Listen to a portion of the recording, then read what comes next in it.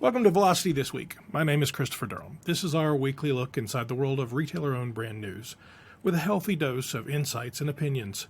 Thanks for watching. Don't forget to like and subscribe.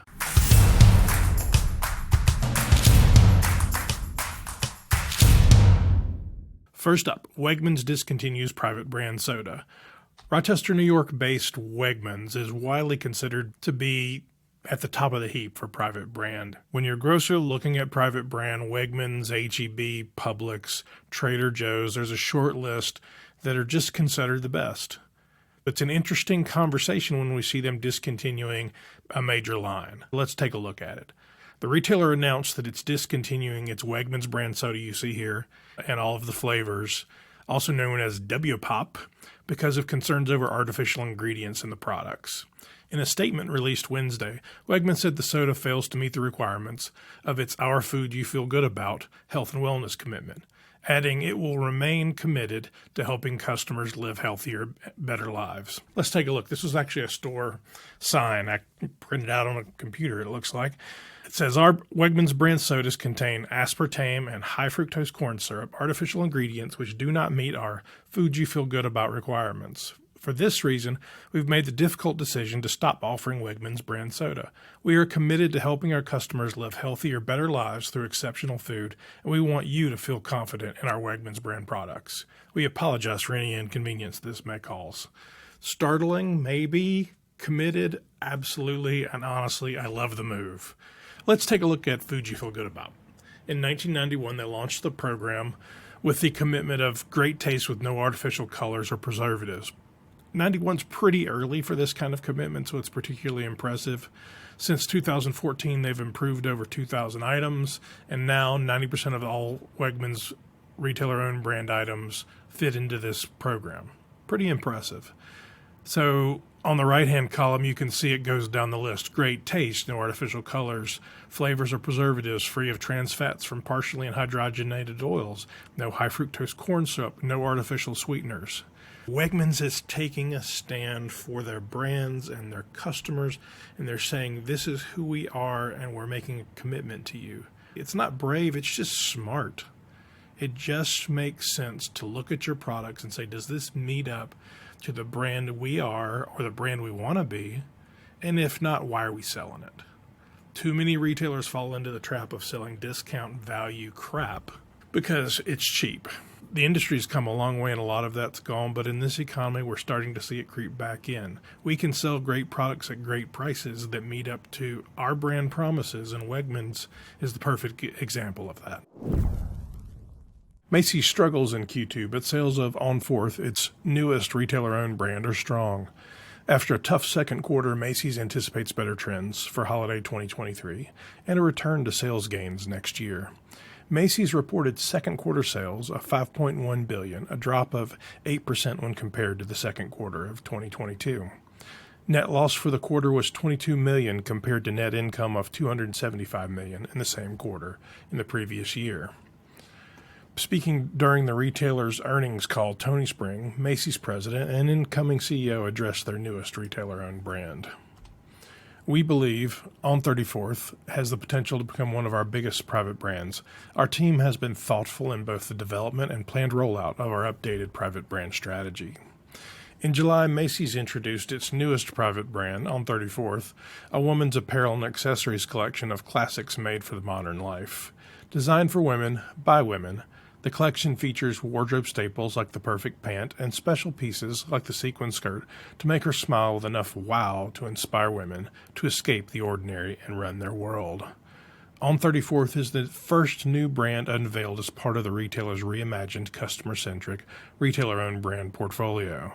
And we're excited to see them making bold moves in their retailer-owned brands. We do believe that this has the potential to differentiate and to evolve Macy's into the department store of the future, but private brand can't do it by itself. We hope they are able to pull it off. Taking a look at the image here, this was the piece that came out with their press release.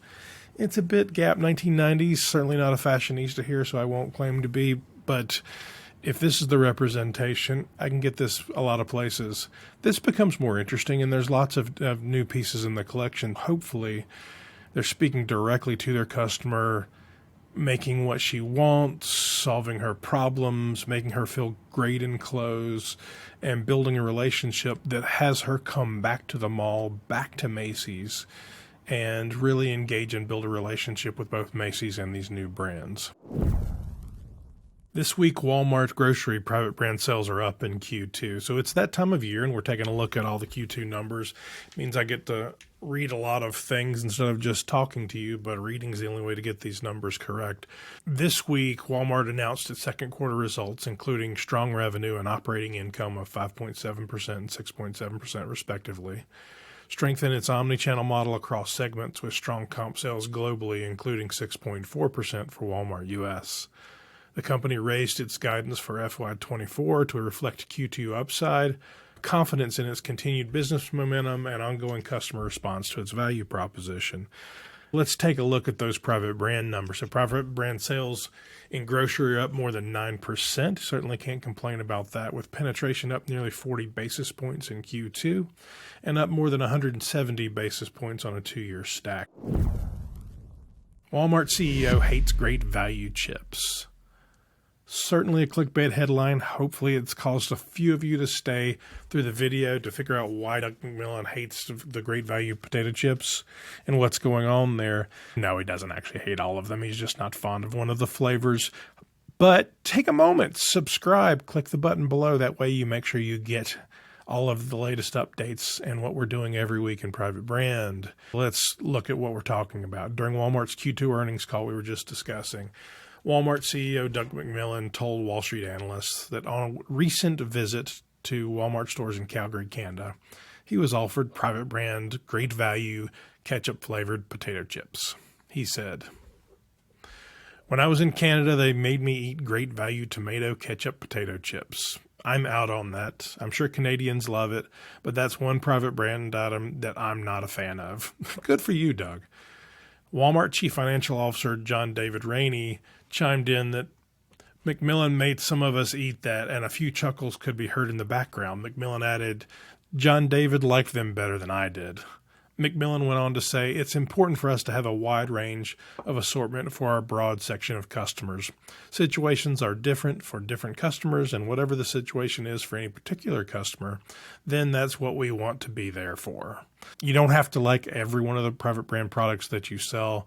Great value is certainly an extensive line. Odds are you don't. But you do have to solve for the customer's problems and give the customer what they're looking for. Obviously, Canadians love a ketchup-flavored potato chip. The final story of the week. Tesco switches to recyclable clear milk caps. By removing colored plastic and changing blue, red, and green milk caps to a clear alternative on around 425 million bottles of milk every year, Tesco is improving the quality of recovered material from household waste and enabling the cap to be recycled back into milk bottles. Let's stop for a second and think about that. The common complaints for sustainability: it's too expensive, it's too hard, our customers don't care. Colored plastic currently needs to be processed separately from clear packaging. This simple change means that each year 39,000 extra tons of recycled plastic from Tesco can go back into making new bottles. Now, is this harder? No. Pick a different cap. That's not hard. Does it make it more difficult for the manufacturer, more difficult for the shopper? Neither one.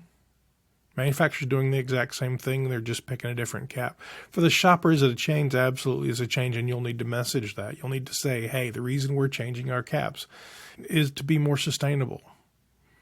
That's not hard. That's a great message to tell. Will customers be upset? You'll have a few. Absolutely you will. They've always had a red cap. They've always bought by a blue cap. Notice the labels are still color-coded. It's still shoppable. They'll get used to it, and you will have been more sustainable. You'll have a great story to tell. You'll have done the right thing.